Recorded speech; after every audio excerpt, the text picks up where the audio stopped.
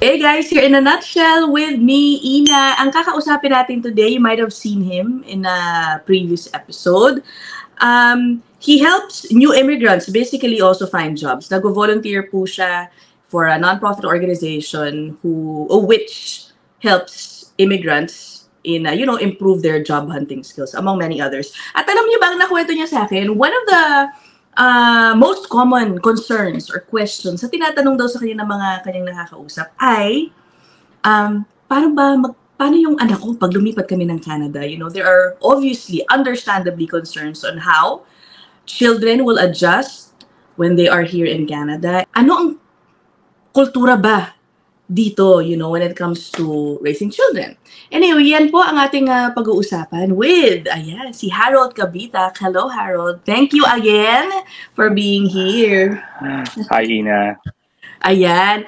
Okay, I explained it right, diba? You help people, with their job hunting here in Canada. And one of the most common concerns na tinatanong sa'yo ay tungkol sa pagpapalaki ng bata. Yeah, can you share with us about that?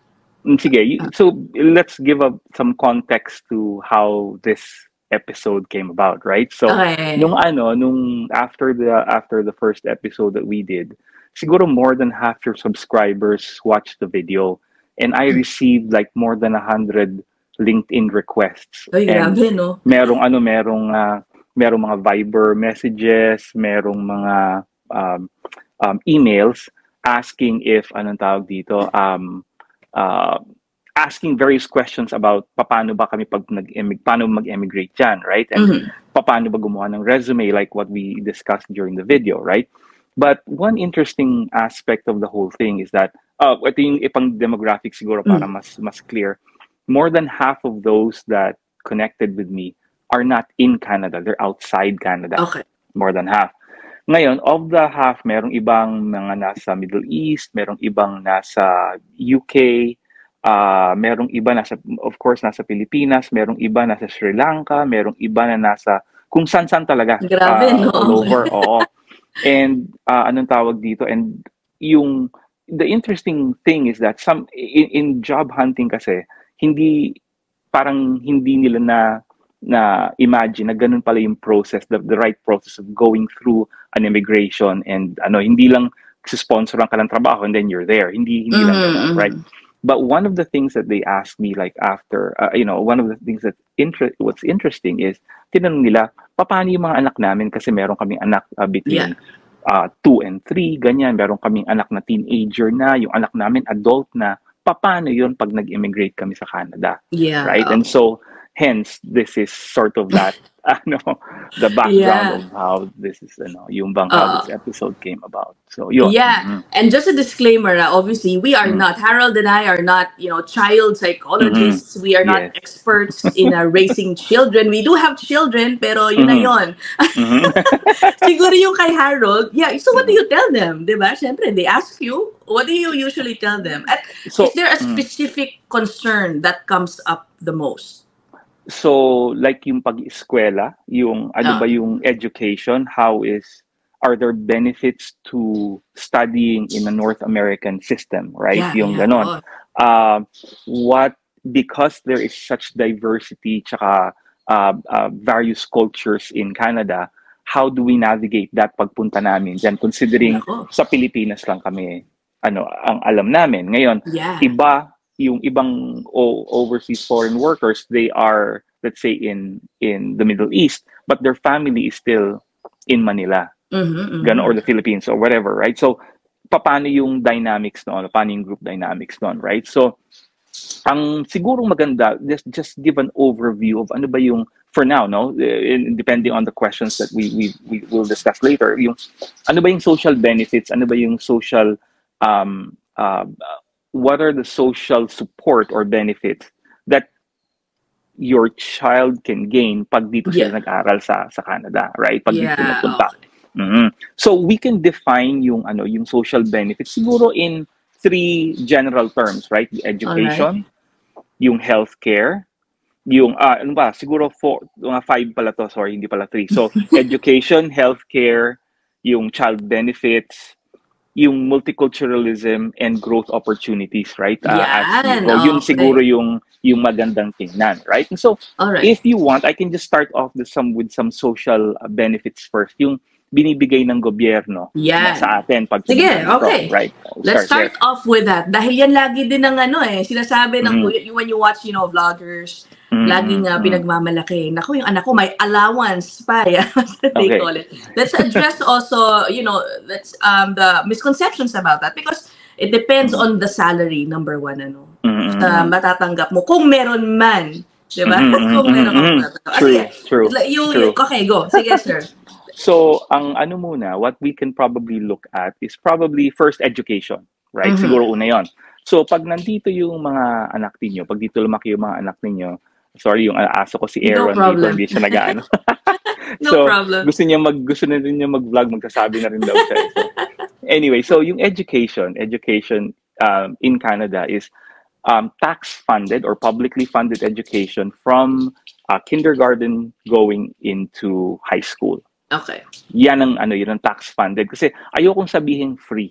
Yeah. The reason is, pag sinabi mong free, saan manggagaling yung payment doon? It comes from the taxpayers' pockets then, of course. Correct. And yung previous episode, yung earlier episode mo, yung CPA, yung Chartered Public Accountant, I listened, I watched his episode too, and he's correct. Tawag dito, hindi yan, this actually is sort of a reinforcement of the principle na nothing is really free, right? It's publicly funded by your tax ngayon. So, ngayon, kinumpare ko din siya. Kasi mga ibang countries na may common structures or social network. Pag kinumpare mo siya sa Germany, Australia, at saka Sweden, right? Ang Canada is usually second to Sweden and Germany. Kasi tayo, ang free education or ang when it comes to what, quality or what? Yeah. Okay, quality. Alright. So, i-breakdown natin yan mamaya saan maganda kung ang child mo medyo math, right? Alright. Medyo may leaning towards math, mas maganda na sa either Sweden or Germany pumunta because their emphasis is really engineering. May ganun pa pala. Alright. May ganon, may ganon. So pag tinignan mo yung education system ng Canada, it's really very good. The North American system is really quite good. So in terms of yung literacy, in terms of literary appreciation, in terms of anong tawag dito, yung math skills, and of course yung abstract reasoning, there, tawag dito, Canada will be high. Hey, Aaron. Alright. Hi, Doggy. It's okay. Sige. Yeah. So it will be high, right? It will be high. Okay. So, ngayon, pero ang Germany at saka ang Sweden, sagot nila or publicly funded ng education hanggang university. Oh, yeah, that's not diretso. The case here. Hindi not the case here, di ba? So, diretso siya.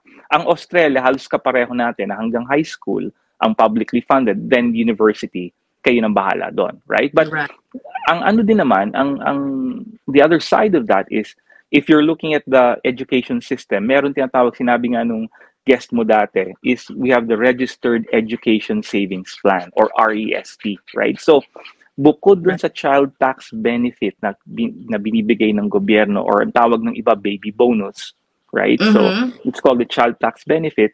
Bukod doon, pwede mong gamitin yung pera na yon na ilagay sa isang Registered Education Savings Plan or RESP, which can be used to fund yung university education ng anak mo. It's a plan where you give money, you save money for your child's future education. Ngayon, also dependent din yan on the ages, on how much you can buy, right, of that RESP, or how much money you can put in towards the future education of your child, right? Ang maganda kasi dyan, ang maganda yung like we did yung Canadian Scholarship Trust, and yun okay yun because it preserves your money with a little bit of growth para when they take it out when they're in university, it will cover some of the expense. I'm not saying all. Oh, yeah. So the young Canadian Scholarship Trust. Ngayon, yung the younger your child, the cheaper it is kung yung plan na yon. So mas maganda mabata yung bata, yung mas younger yung child so that you can purchase more and then save more for the future education. Of course, depende rin yan kung ano rin ang course na kukunin nung anak mo, right? Can that be is that strictly for schooling, or can it also be used for another purpose? Kasi what if, some children today, minsan iniisip nila, I don't need to go to college anymore if I can, start. Can it be used for a different purpose? Ano mangyayari dyan is, kasi as the term itself, it's registered education. So outside of education, hindi mo siya magagamit. But if you say, okay, ayaw mo nang mag-university, ganyan, I think they'll be able to give you some portion of that money, babalik, and then you cancel the whole thing, right? So siguro you can double check that on which provider you have for the RESP. Meron kasing mga merong mga details doon, right? And so if your child I think there's a provision there that if your child does not go to college or university, accredited college of university, I think there's some money that you can get back, right? So all right. Okay. Sige. So that's one. So education. One. So yung susunod naman probably is yung child benefit, right? Yung usapan natin kanina, yung tawag nilang baby bonus, right? So sa Canada, meron tayo noon, and it's of course dependent on the child, the age of the child, and this is also tied up to the income of the parents, right? Yeah. So hindi ibig sabihin na parating meron yon, and it's on a declining scale. So as your child grows, the amount that's given becomes way less. Yes. Right? So ganon. But that's intended to to help yung parents, bring the child up kasi maraming expenses, diba? And that's what's good. For low income talaga yun, diba? Yeah, that's a part. And when we're starting, talagang low income talaga tayo, right? So that's the reason. So, and if you compare that to Germany, Australia, tsaka Sweden, pare-pareho silang halos merong ganon, right? Oh, okay. So, sa Germany, ang tawag nila is Kindergeld. Okay? So, it is sort of our child tax bonus, right? Ang sa Australia na, meron silang family tax benefit, right? And so, it functions the same way. Siguro, your viewers in Australia can elucidate more dyan sa na yan. I'm not too familiar, but it's something like that. And sister ko kasi, she's in Australia, right? Kaliwa kami. And sa Sweden, meron din silang monthly child allowance, right? So, yun, maganda yun. The other... Alam mo, even children of international students at one point can qualify for CCB, but I think they have to be here at least 18 months when they start receiving this. O, diba? Kahit hindi permanent resident. Yeah, ang intention kasi, di ba, ang intent talaga dyan, if you're, planning to stay here, planning to emigrate to Canada, that is the government's way of saying, let's help you out with that. Kasi alam naman natin, raising a child is really hard, right? So, yun ang dyan. Now, meron pang mga tax benefits. Pwede mong gamitin. Let's say, you're enrolling your child dito sa Canada, you're enrolling your child in daycare, alimbawa yung pre-class or post-after school hours, but syempre babayaran mo yan right? But you can use that as a tax. Pwede mo siyang i-write off sa tax mo under the tax benefit. Yeah, you can do that, right? Yeah, and the other extracurricular activities like karate, mga ganyan, pwede yan, hockey, yan. Basketball, kasama lahat yan. Gymnastics, nandyan lahat yan, right? So pwede mong kunin yan. It's the same thing for Germany, Australia, and Sweden, right? Okay. Tapos, so alam natin, merong education, right? We know that healthcare is also publicly funded, right? So when they arrive, we get our health card. It's either the white or the green. In the past, meron pang puti dyan na does not expire. Sa Canada yan Noon, ang health card, when we first arrived, meron pa kami nakikita na white na health card. And that is perpetual. It does not expire. You don't have to renew it. Wow, okay. After nung 2004 kami dumating, we saw the increase, na green na yung card niya with the picture, but you have to renew it, I think, every 5 years, right? So, along with your driver's license. So, ba't kaya nagbago? Do you know why they changed that policy? You have to I'm not too sure. Pero pag tinignan mo, like yung wife ko dati, and ako, because I'm in the industry, minsan pag nagpupunta yung mga Canadians with a white, minsan halos gula-gulanit na yung puti kasi you don't need yung card kasi hindi mo rin I see. right? Okay, and the updating of the data needs to be kept, right? It has to Yeah. be kept updated. So I think it's a better idea ngayon na meron kang picture doon sa health card mo, and of course your data, and that will help Right. facilitate that. So Okay. may mga advantages diyan for sure. Tapos meron pa, if you look at yung bang diversity and citizenship, multiculturalism, andito yan, of course, because you're in a very multicultural society, And right? that's a very, very different from what we Mm. see in the Philippines, Of course, of course. Dito talaga you see different nationalities, maglakad ka sa kalye, iba-iba, 'di ba? May iba-iba talaga. Iba-iba. Now, I think one big concern that we have to talk about in this episode is yung mga sinasabi yung mga nagsasabing masyadong liberated yung mga bata sa Canada. Kasi nga siguro, they are exposed to many different cultures. Apart from that, very strong ang mga, kumbaga parang pro-LGBT policies here in Canada. Same-sex marriage is, legal here. We have one of the biggest celebrations of Pride Month, yung mga ganun ba? Meron bang nag-express sa'yo ng ganung concern, and what do you tell them? Hindi lumabas masyado sa discussion yon, but of course it's to be expected in a multicultural society, right? Marami kang your child will be exposed to a lot of cultures, a lot of ideologies, social norms that are hindi natin alam before, right? Because sa Pilipinas tayo, right? And so what's really important is that you communicate with your child very well, kasi kailangan mag-usap kayo ng anak mo, dahil kasi siyempre minsan may itatanong sila, right? And the question, paano ba ito, right? And so you will have to answer these questions, right? One of the tips na sinabi sa amin nung auntie ni Mrs. When we were new here, right? And so in the home, sabing ganyan, you make the rules. Exactly. Okay, you make the rules, and then you make sure that those rules are followed, right? Kasi hindi dapat kayo mag-flinch dan, kasi yun ang sandigan ng mga bata for the future, eh. I'll give an example dyan sa situation na yan, right? So, when we moved here to Oshawa, meron mga times na yung mga classmates ng mga bata, they are asked to do some group work and assignments after hours, right? So, pupunta sila sa bahay ng mga kaibigan nilang, eskwela nila, right? And so, one time, merong isang situation where natapos nila yata maaga yung project nila, and they were allowed by their parents to play video games after that. Okay. Right? So the policy that I have in my home is that there will be no video games during school days. You can only do a video game on Friday evening up to Sunday morning. Sunday afternoon, aral yan.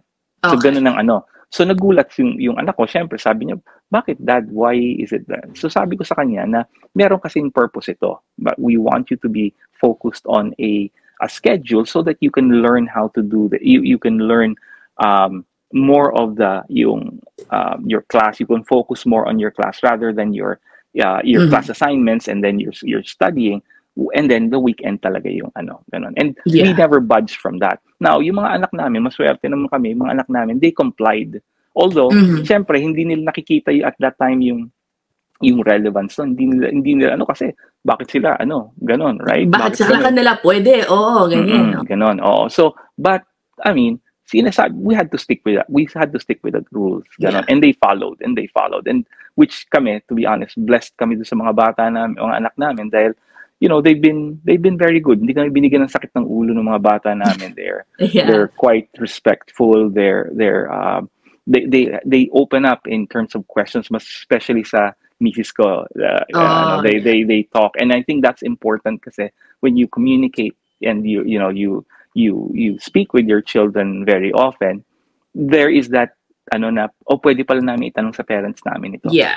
I think ang bottom line din nung sinasabi ni Harold, I mean, we're not here to tell you how to raise your children. Of course. Yeah, no, of diba? course. But yes, they will be exposed to different ideologies and cultures in this very diverse country. But at the end of it all, what you teach them at home and how you teach them to be, however you want them to be, is what will stick. Diba? Hopefully, when they grow up. So, you try, right? I mean, you do your best kasi 70 to 80% of the time, wala sila sa bahay. they will Correct. be away, right? So Yeah. yung 30% mong yan, it will actually decrease a lot more when they become older. Pag nagkaroon na yan ng mga friends nila, ganon, when they go to university, especially when they go to university, 99% na yan sila, wala na yan sila sa'yo, right? Or Yeah. higher education. And then when they, especially now, like in our case ngayon, yung eldest daughter ko, she's 30 na, and she's working in Vancouver, right? So hindi namin siya kasama rito. But she's done very well. So sa Vancouver, my son who graduated a few years ago, he's also working in his computer engineering work, and he's very happy there. He's successful there. And yung youngest daughter ko, civil engineer na. So she's doing all her work dun sa power plant. So dun siya. Wait, I have a question pala about that. We forgot to ask this dun sa when we were talking about education. Yung sinasabi na, publicly funded, you don't have to shell out actual cash when your kid is in grade school, high school. Pero sobrang mahal naman ng college, baka hindi ko rin ma-afford. Okay, in your case, you've had 3 children na nakagraduate na. Is it difficult to sustain ang college funding dito? So hindi. Actually, madali. So, one is yung, di ba, meron ka ng RESP, di ba, yung Registered Education Savings Plan. If at all, siyempre, hindi naman yan, it will not cover the whole thing, right? Now, there's also yung OSAP, yung Ontario Student Assistance Program, right? Where you can loan a certain amount of money, and then that goes towards the education, and then you can pay afterwards interest-free. Correct. I have my own experience with OSAP, and I must say, if you finish a course and then, kasi it is assumed that you will obviously try to find work after you graduate. Una sa lahat, may 6-month period yan na hindi ka nila sisingilin while you're supposedly job hunting. Once you start paying it off, ang maximum period to pay that off is 9.5 years. Alam mo, not bad yung huhulugan mo. Sa totoo lang, if you're already working, it would be about, what, $100 a month for your education. Not bad. Kakayanin rin naman. So, once na sinimulan mo yon, talagang kakayanin, right? I mean, ang maganda nga doon, in fact, pag and this is our experience, and this is what yung mga neighbors namin and friends have told us. Pag-usap nyo sila, yung mga kids, because baka sila pa magbayad mismo when they start they working, will, right? Mas maganda nga yun kasi they will have a stake in their education. We have friends here that are teachers sa university, and nasabi nila, you can distinguish, kids that are paying for their, own education versus the others that are not, right? And they find that students that do that are more conscientious of their studies, they're more serious, and some of them even do part-time jobs to get to pay off their iba talaga yung culture dito. Yun sa working students, it's very common here, not just for low-income families. Parang automatic, bata pa dito, high school, alam mo yun, they take summer jobs in whatever fast food, no? Kakaiba din talaga. Yung mga anak ko, yung isang lalaki kong anak, he worked at McDonald's near here, na high school siya. And he's gained lifelong friends dun sa mga kaibigan niya there na until now, kaibigan pa na. Although, wala na sila sa McDonald's, of course, right? But, I mean, those friendships are nurtured for a long time. And pag pumunta sila sa bahay, they're very welcome here. Kilala namin sila. Kilala namin yung parents nila, ganon. So, it's nice. Alam mo na that I think about it, siguro that's one reason why when you go outside, there's less, hindi ko sabihing zero. Yung parang yung sinasabi na dito kahit mayaman ka, mahirap, you don't feel that way. Kasi parang pantay-pantay yung pakiramdam mo for some reason. Maybe it's also because yung mga bata dito, kahit mayaman sila, pinagtatrabaho sila sa trabahong ganon.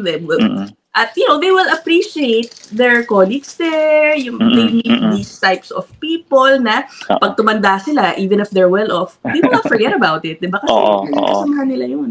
Maganda, it grounds them too eh. Tsaka tuturo sa kanila na yung value of money, right? So paggagastos sila on this item or thing, they think twice.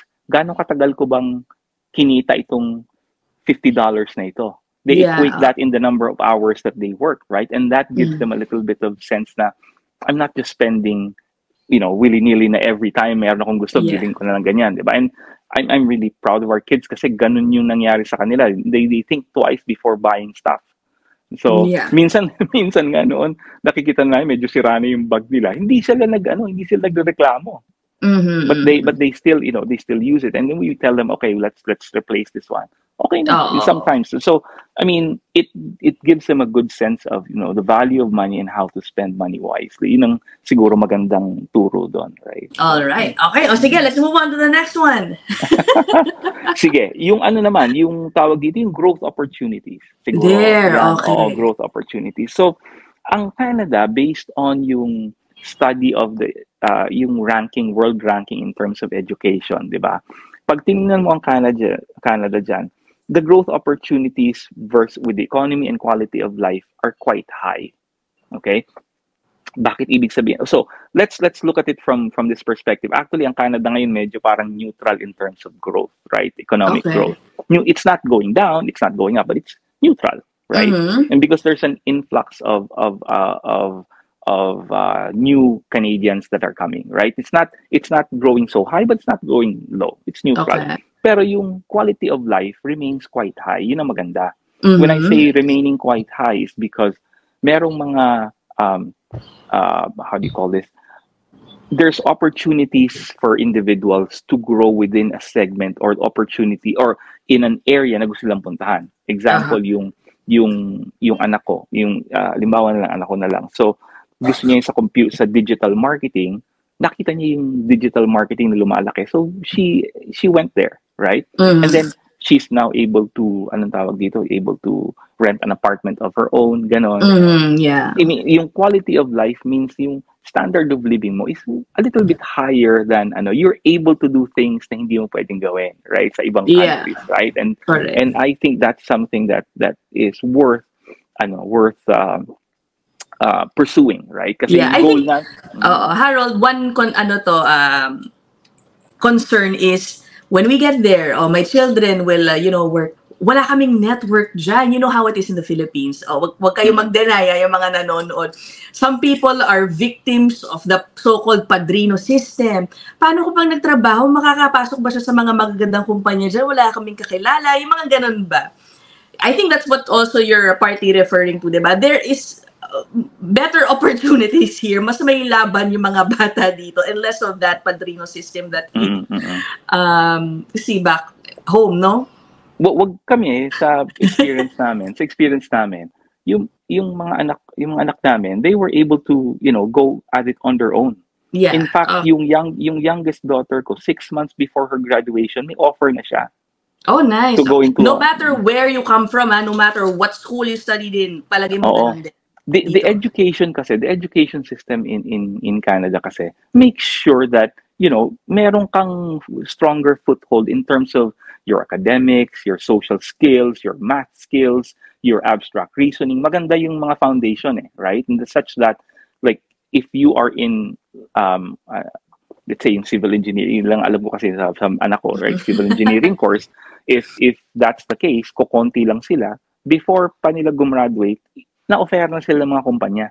Because kukonti sila, right? And so, the opportunities are there talaga, lalo na if you're educated in a North American education, not just here, but accredited to in the US, sometimes in the US, right? So, so pwedeng, yung sinasabi natin noon na padrino system sa Pilipinas, ganyan, baka hindi siya masyadong as evident dito. And feeling ko meron din naman. Of course, 100%.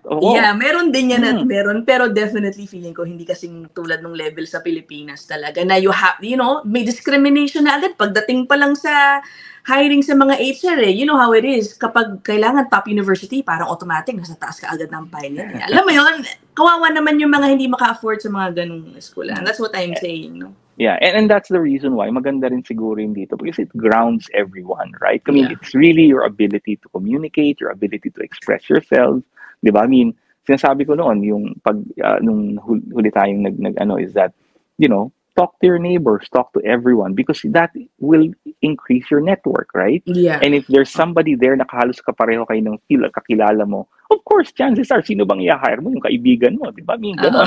Pero that's, that's on a side, right? But more generally, it's how you perform and, what you do that makes the difference. And of course, communicating to other people of other cultures where you are, how you what you do and how you're going to do it, right? Ganun lang yan. Oh, okay. Naku, another hot topic about parenting. Ito na, parenting in Canada. Alam mo naman, iba ang kultura natin ng marami sa mga Pilipino when it comes to, disciplining their children.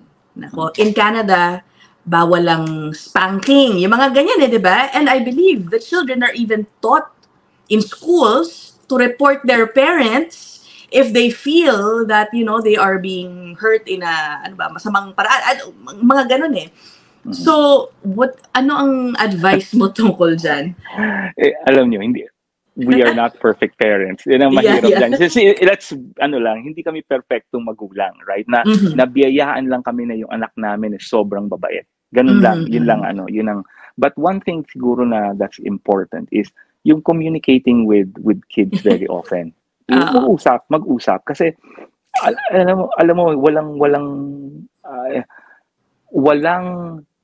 it's not going to be a detriment kung alimbawa kung makipag-usap ka na madalas. In fact, it's good because the relationship is built, right? And if that relationship is built and trust is built, then at least pwede masabi, right? Kasi sa amin, sa family namin, ako yung disciplinarian So, alam nila yon na ako yung disciplinarian. So, alam nila pag ano yung ayaw ko at gusto ko, pero kina-communicate nila kay Mrs. yun. Si Mrs. yung sabi, gusto namin ganito. And then we talk about it. If it's very within reason, bakit hindi? Diba? I mean, kung alimbawa maganda naman ang pinapakita, I'll give the example siguro uli yung dun sa video gaming ng mga bata, diba? So, nung elementary sila, talagang pag weekday, wala talagang video games. Right? Pag weekend lang. Of course, nung naging high school na sila and they, we saw, okay, ano bang parameter namin dyan? Sige, pag maganda ang grades ninyo at the grades are not falling, will allow you certain days na pwede kayo mag-video games within a school day. Or parang positive reinforcement naman. Yeah, so that at least alam nila na, kasi over the years, you'll have to loosen up a little bit Di ba? Hindi naman pwede in constant na ganun lang parate, di ba? Na maghihigpit ka, di ba? So yun ang I think for us it's working that way. So again, we're not here to tell you how to raise your children. Of course. But I speak to those yung mga immigrants dito na in the Philippines, alam mo yun, lumaki sa palo, yung mga ganyan I did some research about this. Okay, I'll read it now pero I'll post it sa edit. Sige. This is from the Canadian government's website, okay? justice.gc.ca. Sabi, every school teacher, parent, or person standing in place of a parent is justified in using force by way of correction toward a pupil or child, as the case may be, who is under his care. Ito ang key phrase. If the force does not exceed what is reasonable under circumstances. Okay, I'll put a link na lang sa description box para sa mga curious tungkol dito. May example dito halimbawa, for example, spanking or slapping a child hard enough that it leaves a mark or bruise would not be reasonable. Okay, so in short, bawal yun. Anyway, bahala na kayo mag-research tungkol dyan. But definitely, malaki po ang pagkakaiba tungkol sa issue na yan. Okay, bahala na kayo kung paano nyo yan tatansyahin when you are here. Alright? Ano pa tong isa kong tinig? Okay. Another issue, Harold. Yung pag-i-English ng mga bata. Nako, I'm sure this is a common concern also. Harold, I'm moving there. Ang mga anak ko, pure Tagalog. Can they cope up with, school? Makaka-adjust ba sila ng mabilis? Good question. So, yung sa experience namin, well, even dun sa Pilipinas kasi, English na yung medium of instruction nila doon So it wasn't difficult for them na dumating dito and they're speaking English, right? So okay yon, walang problema. Pero we found is yung if they're younger coming here, it's easier for them to adapt and makikita mo yung changes in the way they speak, in the way after first year, second year, they will develop the yung bang the language and the twang and the dialect, right? Yung ganun yung yung mga ibang dialects, ibang mga idioms na ginagamit nila, yung mga expressions, they will catch that from either their teacher or their friends or their peers. Andiyan yan, right? So they will adjust, right? And so masarap pakinggan. Saka mabilis, surprisingly. Sa mga kakilala namin na lumipat dito na galing Pilipinas, yung parents din mismo hindi na expect na in a matter of, a couple of months, 3 months, parang, wow, miss lang na yung anak ko. Parang, ang bilis nakakop without any problem talaga. Ang galing nga kasi nga, they're kids. Very, ano pa sila, mabilis pa mag-absorb din ng, way of speaking. Exposure din yan kasi we also have friends na dinala nila yung anak nila in the teens, right? Yung teenager kids nila. And they adapted also. It took a little bit longer, but they adapted to it too, right? So so maganda yung sitwasyon, right? So dito kami sa bahay, like pag nandiyan yung tatlo and andyan lahat yung mga mga significant partners nila na nandito sa bahay namin, it's nice to listen to how they talk and how they interact with each other. It's so different, Harold. Ako rin sa playground lang naririnig ko yung mga bata. Yung parang, they sound so, ang gagaling nila magsalita. Their logic is very different compared to the children back home. Not to say na hindi matatalino yung mga bata sa Pilipinas na hindi makapag-construct ng magagandang sentences. Pero iba talaga. I find them so expressive here. Oo, ang galing. Nakakatuwa. I think that's one of the biggest differences. Also, yung independence ng mga bata dito is so different, Harold. I think to start with, kasi nga dito wala tayong household help, di ba? Masyado. At a young age, they're trained to, eat by themselves. Hindi uso dito matagal mong susubuan for so many years. Di ba? Hindi. And then they can just go to... Basta, ang galing. Yung independence really starts early dito. Nakikita kasi nila from their schoolmates, from the school. Sometimes, in fact, importante na if you're in an area, kaibiganin mo yung mga kapitbahay mo at mga because yan, chances are, yan na magiging friends ng mga anak mo Right? Chances are, yan na magiging friends ng mga anak mo and you know their parents, you you interact with them, right? And so, maganda nangyari. Like in this, sa community namin, hindi Pilipino lahat nandito. Kami yung isa sa mga very few Filipinos that are in. Although mas dumadami na, Dumadami na. But when we arrived first dito, sa Oshawa, yung mga kapitbahay namin, they talk to us and we talk to them, right? And ang sarap kasi if they understand you and you talk to them na, ganito ko, ganyan kami ginagawa, and they know you, ang ganda na gumaganda yung relationship such that pag may event sa kanila, they bring over some food to us. Sa atin, pag Christmas and New Year, we bring something to them, ganon. And now, and that's, I think, important kasi one of the things we wanted to do was make our kids really fit into the Canadian culture. And ang Pilipino, marami tayong magandang characteristics and traits na pwede nating i-contribute mababait tayo, masisipag tayo, right? Yung spirit of bayanihan is also there with us. Diba? Na we can do. And we can do small things like pag yung neighbor mo magmo-mow ng lawn at halimbawa hindi niya ma-mow, pwede mong tulungan. Yung bang minsan naglalabas sila ng garbage at hindi nila maibalik. Pag balik mo na yun sa'yo, di balik mo rin sa kanila, ganon. You do small things like that and, the neighbors appreciate that. And so that's the thing na makikita rin ng mga bata and they'll hopefully, copy that and move that into the future. So you've contributed dun sa yung tapestry of multiculturalism in Canada. Ganon yun. Ganon sa amin yun. Pananaw namin yun. Yeah.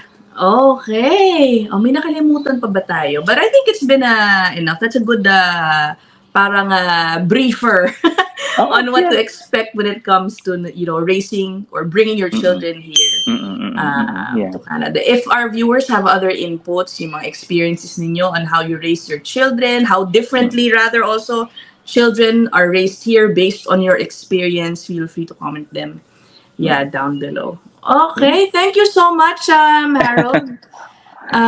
We hope to have, mag-isip pa kami ni Harold siguro ng iba pa. Hopefully makatulong and hopefully mabigyan sila ng konting idea on how it is. And of course, again, experiences namin to, right? Experiences can vary from family to family, right? So Yes. Oh, if you have tips, let's say your children naman turned out well, 'di ba? What did you do? How did it, 'di ba? Oo. Yeah. Okay. O sige, we'll end this episode here. Thanks so much as always, Harold. I hope to see you again. Mag-isip tayo ng ibang topic. Okay, I'll see you. Hopefully this helps. Okay. Okay, I'll see you guys in the next episode. All right. Bye. Bye.